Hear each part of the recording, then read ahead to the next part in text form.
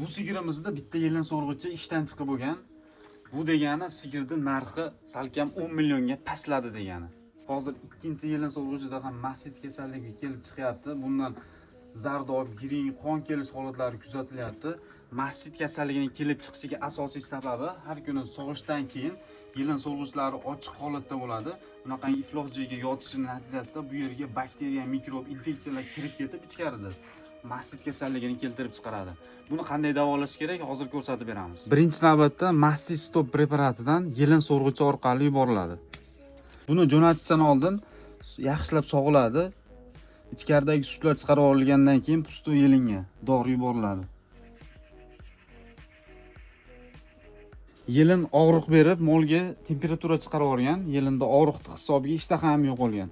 Og'riqlarni qoldirish, isitmani tushish maqsadida Ketaprof preparatidan muskul orqali yuboriladi. Enrofloxacin tarkibli antibiotiklardan foydalanamiz. Yilinga esa Isabella kremini surtib turilsa, bu yerga chiqqan bezlarni yumshatishga yordam beradi.